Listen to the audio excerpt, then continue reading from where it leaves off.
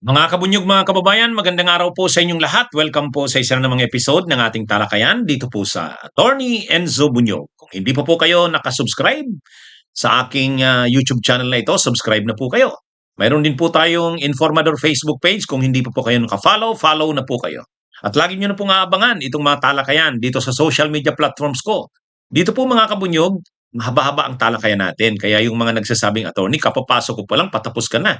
Dito po, hindi po. Mahaba-haba ito. Saka hindi lang isang topic dinidiscuss ko dito. Ngayon, tatlong i-discuss nating topics. Kaya, lagi nyo lang subaybayan ito. Tony and Subinyog YouTube channel, subscribe na po kayo. Informador Facebook page, follow na po kayo. O mga kabunyog, ayan na. Ipapatawag si Baste ni NBI Director Attorney Melvin Matibag. Yan mga kabunyog ay pinahayag mismo ng bagong talagang direktor ng National Bureau of Investigation.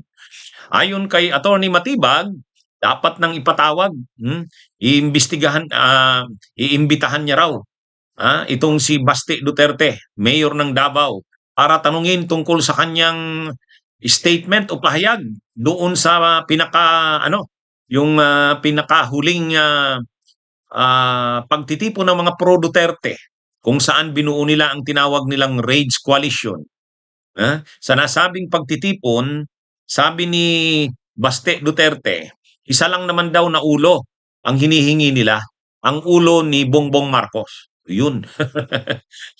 Kaya kung si DILG Secretary Boying Rimulya, sabi niya okay na lang 'yun. Hayaan na lang daw 'yun. Wala naman daw dakdak lang naman daw 'yun ni Baste. Pero sa parte ni Attorney Melvin Matibag, ang direktor ng NBI, hindi.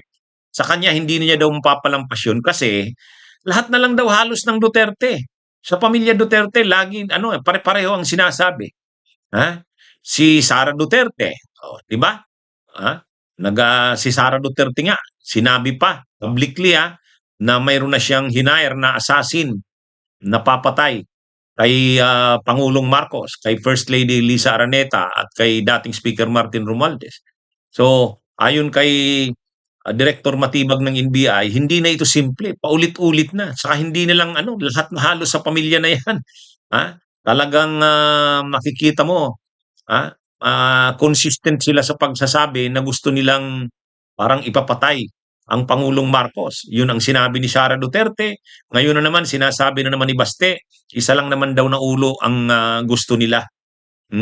Yung kay ulo ni Bongbong Marcos. At hindi daw yan simpleng bagay dahil Pangulo yan ng Pilipinas. Kaya ayon dito kay Director Matibag ng National Bureau of Investigation, hindi na nila ito mapapalampas. Hindi ito simpleng bagay kasi Pangulo ng Pilipinas ang pinag-uusapan dito. At hindi naman simple ang kasi ang mga nagbabantang mga tao, ang nagbabanggit ng mga tao ay hindi simpleng mga tao. Mga matataas na opisyal ng gobyerno. Na totoo naman, may galit sa Pangulo. Kaya sabi ni Attorney Melvin Matibag, hindi niya ito mapapalampas kaya ipapatawag niya. Ayan mga kabunyog ano na yan galing yan sa NBI. Ang masaklap dito lalong magagalit dito ang mga Duterte kay Attorney Melvin Matibag. Bakit? Ay dating DDS yan si Attorney Melvin Matibag eh. Ay di ba dati siyang secretary ng gabinete noon? Siya ang secretary to the cabinet eh. Cabinet secretary yan. Panahon ni PBBM, ay ni FPRRD, ni Digong. Tapos siya rin yung Secretary General ng PDP Laban, yung Kusi Wing ng PDP Laban. Kaya nga mainit ang dugo ni ng mga Duterte diyan. Kasi dating kanila yan eh. Ay ngayon nasa Marcos na eh. Pero sabi naman ni Attorney Melvin Matibag, trabaho lang. Siya naman daw, naglingkod daw siya sa panahon ni Gloria. Naglingkod daw siya sa panahon ni Duterte. So ngayon naman, panahon naman ni Marcos. Kaya sa kanya daw, trabaho lang. Kung anong trabaho, gagawin niya yon. Ay ngayon, NBI director siya, so gagawin niya yan kung ano man ang trabaho niya. Yan ang sabi ni Director Matibag. Pero ang mainit din ang dugo ni Pulong Duterte dito kay Director Matibag ng NBI. Ay di ba lumabas yung balita na lulusubin, i-raid, may i-implement na search warrant sa bahay ni Pulong. Ha? Sabi ni Pulong, "Oh, ang alam ko, ang mangunguna sa pag-raid sa bahay ko ay isang matibay." Ang pinapatamaan niyang matibay si Matibag. Ikaw matibay, kung matibay ka talaga, 'pag, 'pag hindi na kayo ang nasa puwesto, hmm, parang sinasabi ni Pulong 'pag sila na ang nasa puwesto, "Sige nga, tingnan natin kung matibay ka." Parang gano'n. May pagbabanta din itong si Pulong, eh. Kaya mainit din ang dugo ni Pulong dito kay Matibag. Eh, ngayon na naman, ay pero hindi naman nagpapatinag si Matibag, eh. Sanay na rin naman siya sa ganyan. Dati siyang naging kasama ng mga Duterte, hindi naman siya natatakot. Saka kailangan din talaga sa NBI, hindi madaling sindak. Yung kasing dating NBI director na pinalitan ni Attorney Melvin Matibag, parang medyo malambot, eh. Ay maraming tatrabahuhin ng NBI na mga investigasyon, eh. Mga high profile na mga investigasyon. Ay kailangan talaga yung direktor ng NBI hindi masisindak. Oh, ito na nga yun. Kaya magaling itong si Matibag, at saka alam niya yung galaw ng Duterte, alam niya rin yung sikot-sikot sa Duterte. Kaya malaking tinik ito. Malaking, tinik ito sa Duterte kasi alam niya ni Melvin Matibag ang galawan ng Duterte. Ah, at, sa ngayon, siya yung direktor ng NBI, tulad niyan, pagbabanta sa buhay ng, pangulo, alam niya kung, lawyer siya siyempre. Tapos dati siyang parte ng Duterte. So alam niya kung anong gagawin. Alam niya kung paano magpo-proceed ang investigasyon. Kaya ngayon masusubok yan dito kay Baste. Ewan natin kung itong si Baste ibabalewala ang investigasyon ng NBI. Hmm? Abangan natin kung anong basta sinabi ni Attorney Melvin Matibag, publicly sinabi niya. Papatawag niya si Baste. Kukunin niya ang side nito tungkol doon sa sinabi nitong, basta sa kanila daw, isang ulo lang naman ang hinihingi nila. Ang ulo ni Bongbong Marcos, mabigat. Mabigat 'yon. Kaya sabi ni NBI Director Melvin Matibag, hindi yung papalampasin, hindi simple 'yun. Hindi simpleng bagay 'yun kasi paulit-ulit na niya itong pamilyang ito na binabanggit 'yan, na gusto nila ang gusto nila ano ang ulo ng pangulo. Ay hindi simpleng bagay 'yan, kasi pangulo 'yan ng Pilipinas. O 'yan mga kabunyog. Oh, balita ngayon, pinayagang magpiyansa si Tevez, mga kabunyog, sa isang 2019 case. Ang pumayag na ang pumayag na makapagpiyansa si Tevez ay ang Regional Trial Court ng Manila. Yan, latest na balita yan mga kabunyog. Manila Court grants bail to Arnolfo Tevez in 2019 Negros Oriental killing case. So maraming nagtatanong sa atin, "Attorney, so makakalaya na pala si Tevez?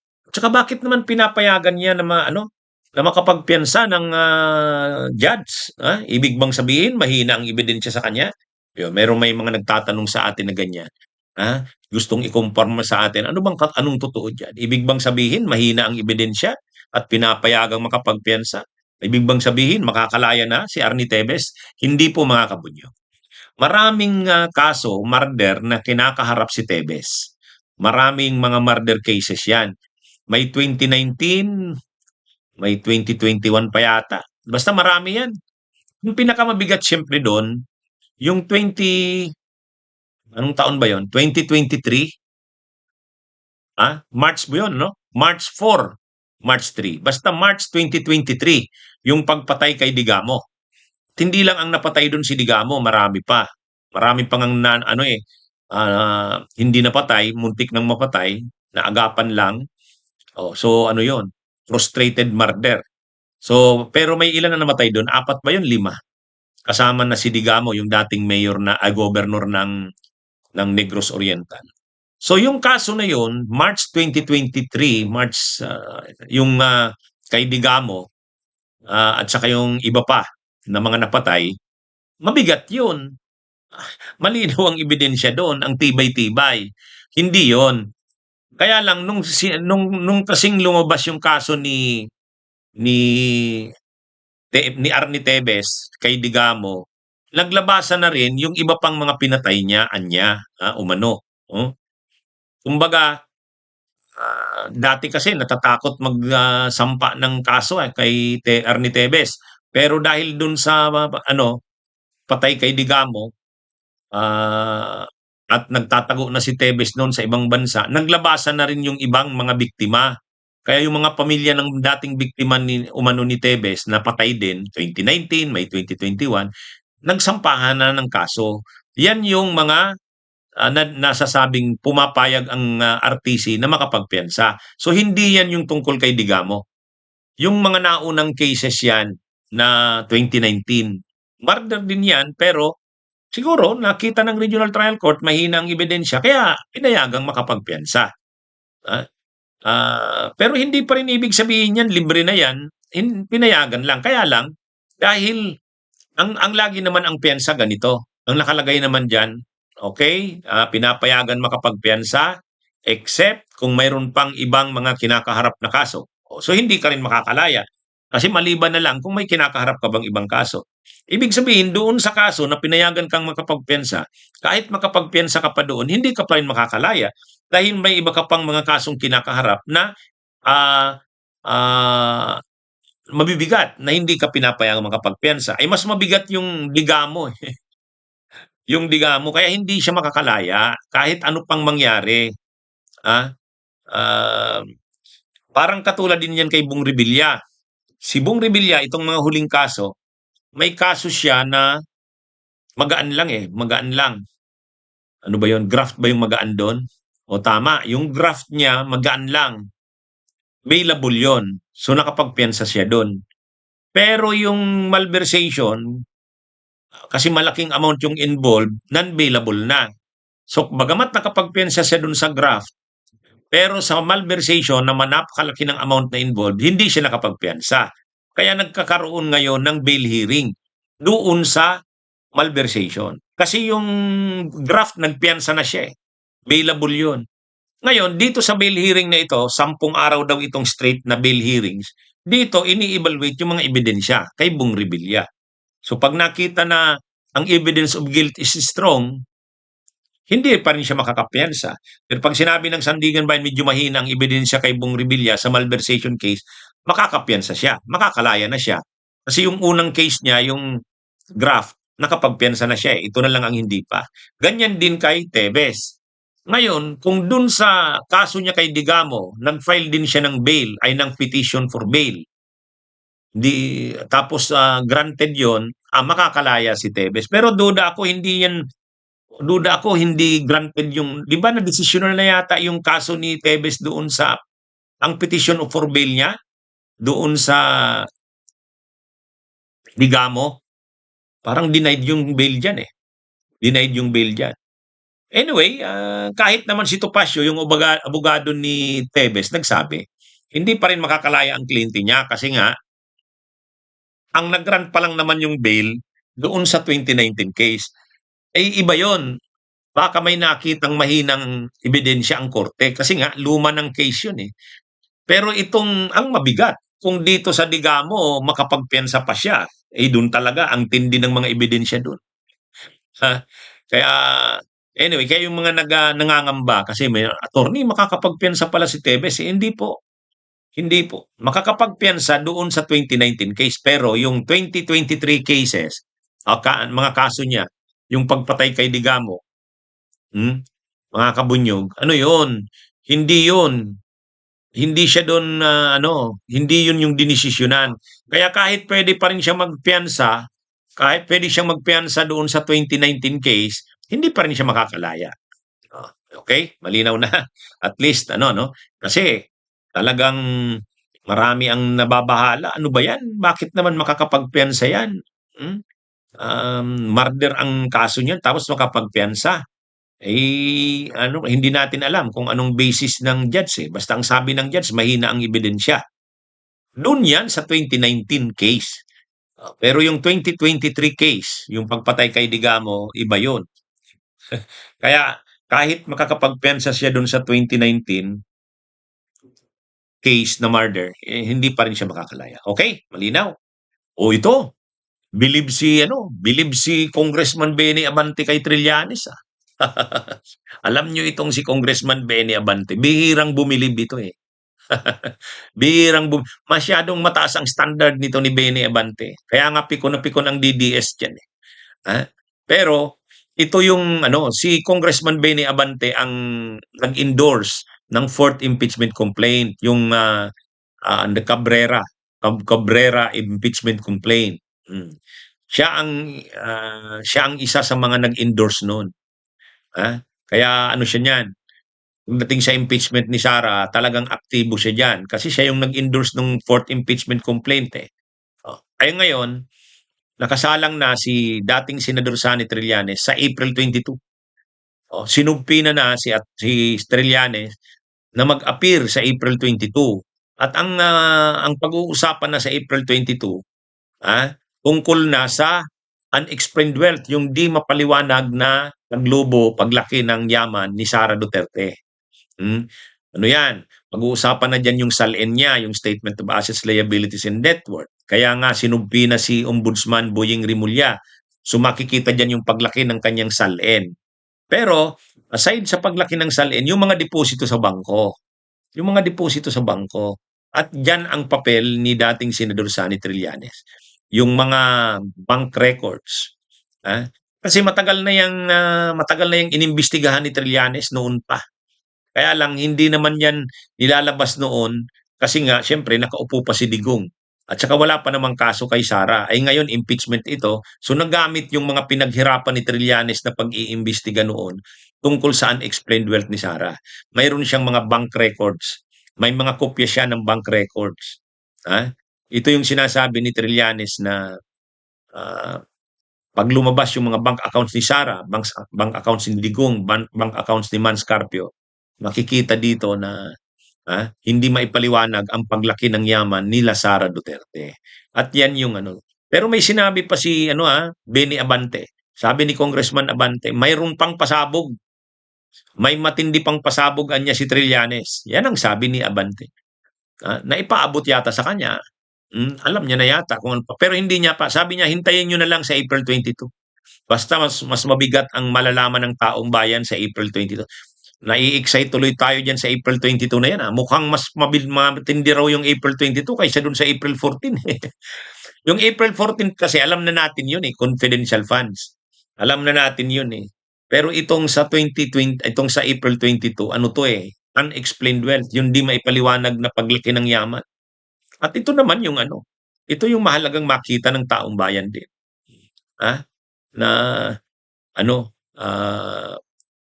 sobrang paglubo, paglaki ng pera ng mga Duterte, mga kabunyog, na hindi na maipaliwanag saan galing yun. Lalo na ni Sara, no? Pati yung kay Mans Carpio. Kasi sa SALN, Statement of Assets, Liabilities, and Net Worth, pinapasubmit talaga, halimbawa, yung isang public official tulad ni Sara, pati yung sa asawa nakasabay sa dinideclare. Kaya yan, pati yung mga ari-arian ni Mans Carpio, makikita dyan. Yung mga nakaregister sa SEC, Securities and Exchange Commission, na mga korporasyon at iba pang mga ari-arian, negosyo na associated sa kanila, sa mag-asawa, si Sara at Mans Carpio, pinapadeclare din sa sa SEC, sa Securities and Exchange Commission, pinapadala rin. Kaya ang subpina sa SEC, subpina ad testificandum at subpina ducis tecum. Ayan, pero ang sinasabi ni Congressman Benebante, mayroon pang pasabog si Trillanes, abangan nyo. Kaya kaabang-abang yung April 22. Malapit na, ilang araw na lang. Mga kabunyog. At ready na si dating Senador Sonny Trillanes. Ito na yung pinakahihintay niyang pagkakataon. Kasi dati, lagi lang siya ini-interview, pero hindi pa siya nakapagtestigo sa isang formal na kaso laban kay Sara. Ito, formal ito, impeachment case. At pagkatapos nito, mayroon pa siyang mga final na plunder cases kay Sara. Yan din yung mga ebidensya niya. Ipipresent niya rin yan.